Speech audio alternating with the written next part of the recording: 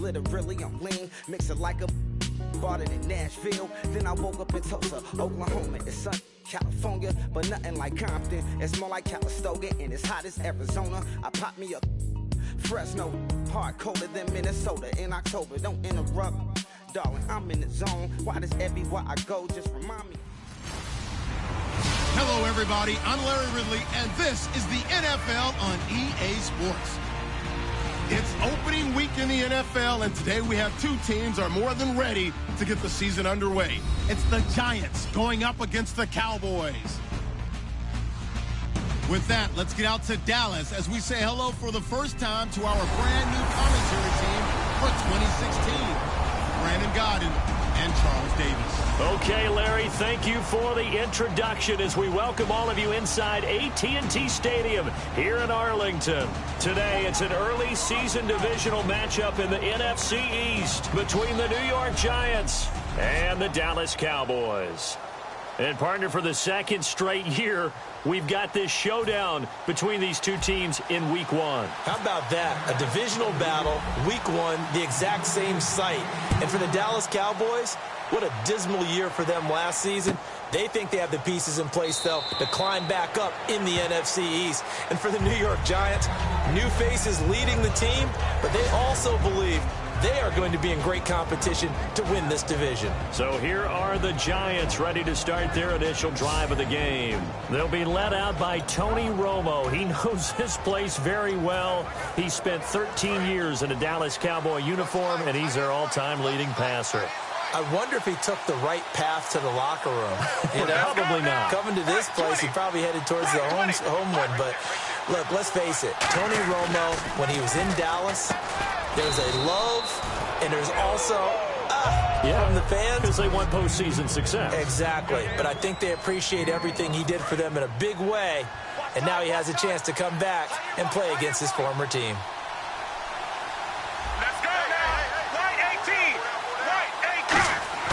To throw on second down is Romo. And this is Shepard on the catch. It's a 9-yard gain, and it keeps the drive moving. Fresh set of downs here.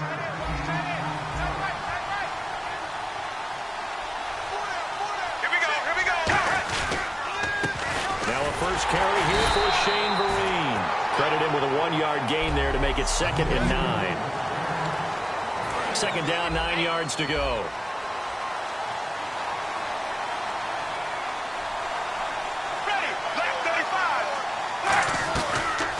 Again with Vereen. And he is going to lose yardage here. It's a loss of 4. Now 3rd down. So a look here at the key inactives, and we got this list before the game down on the field. They tell us the same thing every time, don't they? Next man up. No excuses. Be ready to play. That's the mantra of every organization. The key is having guys on the roster who are capable of filling in and playing at a high level. That's when you know you've drafted well, scouted free agents well, and stocked your team just the way you're supposed to. First down and 10 now for the offensive group. Well, we always hear about the connections some quarterbacks have with certain receivers. I think this guy has a connection with just about everyone. Didn't mind throwing it in there against double coverage to him. Shows some confidence, supreme confidence. Big-time confidence that he would make the play for him, and he did. Counting down toward the midway point in quarter 1. This drive is turning into an extended one, and the guy carrying the ball, he's becoming more like a body blows guy. Every carry is putting some damage on the defense. So after a while, I'm not too sure how many guys are going to want to run up and tackle him. It's hauled in by Shepard. And he works it to the 30-yard line here, right at the 30. And the pocket's been protected pretty good here so far on the opening drive. We always talk about confidence in runners and catchers and quarterbacks. How about the protection detail? They're not allowing anyone near the guy throwing the football. They'll run here with Vereen. And he went nowhere. Well, he went backwards, back to the 33. That's going to go as a loss of 2, and it'll be 2nd down. The evaluation process in today's NFL does not take into account as much bulk as it does speed, and that's what we're seeing with the linebacker position. Those guys that can run, they can play at any spot because they can make plays on the opposite side of the line of scrimmage. Firing quickly here, and that's complete. That catch good for only a yard, and it'll be 3rd down. Now this now play number 9 on the opening drive, but it's 3rd and long. And boy, they had high praise for this rookie receiver when we asked the coaches about him, didn't they? They certainly did, and obviously they liked his measurables, otherwise they wouldn't have brought him onto the team. Height, weight, speed, all of that. But how about what they really said? Competitiveness. That's what they really liked about him. The way he goes after the football, competes for it, and decides when it's in the air, it's his and only his. So the Giants now are going to turn it over to their field goal unit. It'll be a 49-yard attempt from the left hash. Oh, they get to the football. It's blocked. Fielded just inside the 30.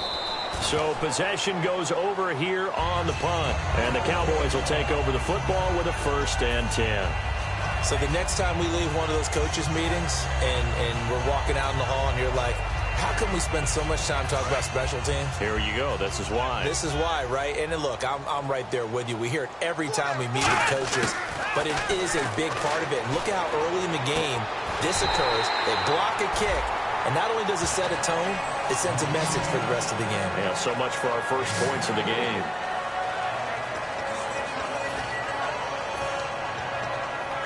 And the offense lining up 1st and 10. Now the first NFL carry for Ezekiel Elliott. And nothing doing. He's immediately taken down at the line of scrimmage. The tackle by Janoris Jenkins. And that one was relatively easy to see. I noticed that from up here. Yeah, it doesn't take a whole lot, does it? Sometimes you get multiples. What I always love on these offsides is when each side points at the other. Hey, you did it. No, you did it. They deciphered that one correctly.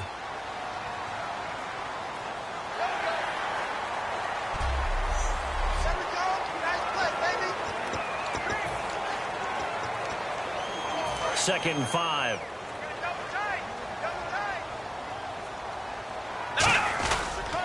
After the penalty, it's Elliott. Oh, a heck of a move. Man. He lost 2 there, and it's 3rd down.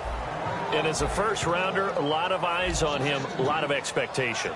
And he has to play well in his rookie year. Those days of coddling guys and bringing them along slowly, those days are long gone. When you're drafted in the 1st round, they expect you to play right away. And the community's eyes and fan base, they'll be on you the entire way. They added a lot of talent to a roster that really needed an infusion of youth. They got a very good infusion of youth. And they didn't really reach to get anyone as well. They stuck to their draft philosophy, got the best players they could at the time they were drafting, and inserted them into their lineup. And he'll try and throw here on the fake. It would have been a long field goal. The fake doesn't work out.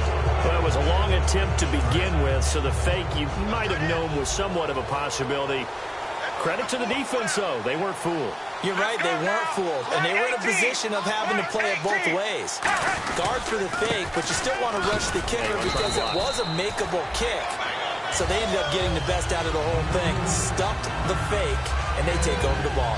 That's a good play by the guys on the defensive side of the ball, held them to a gain of 2, and that changes the playbook a little bit now for the guy calling plays. 2nd and 8, now he's got to probably think about going to the air instead of maybe staying with the ground game.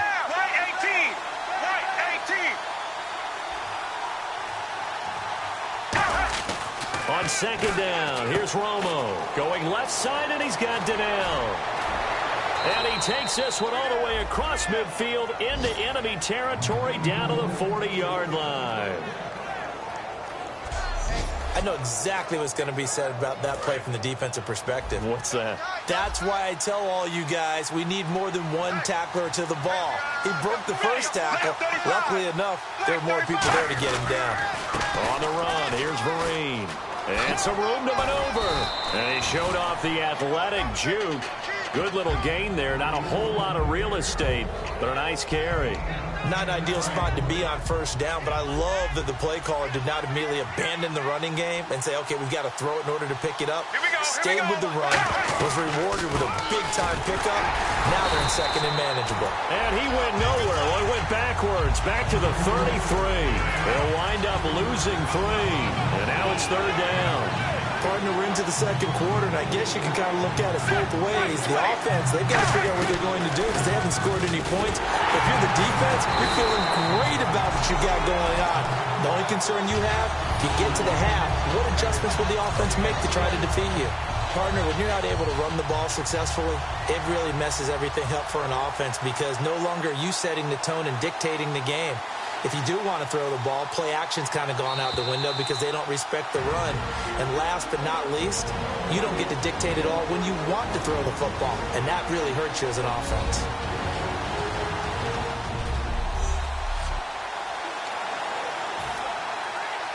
A reminder coming up at this and every halftime this season, we'll be checking in with Larry Ridley in Orlando for highlights and analysis of our first half. LR, that's my man. That's your guy. And that hits the crossbar and comes back, and it's no good. And by just a whisker, this remains a scoreless game.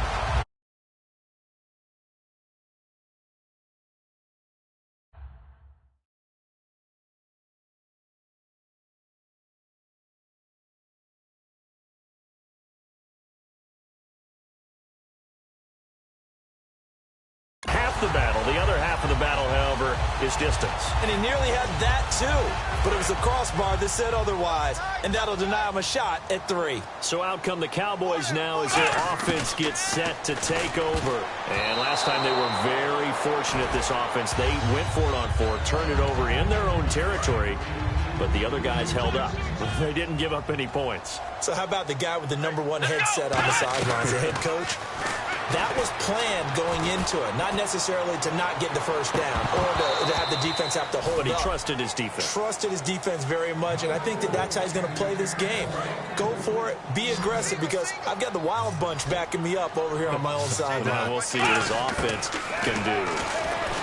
Now Prescott. He's going to go up top again. Dez Bryant, the intended receiver. And 4th down coming up. So on 4th down, here's Chris Jones to punt it away. Back deep, it's Odell Beckham. So the offensive unit called the TO, and now we are ready to resume play. Now the 6-year man, Chris Jones, on to punt it away. And how about this, a fake? And this is incomplete.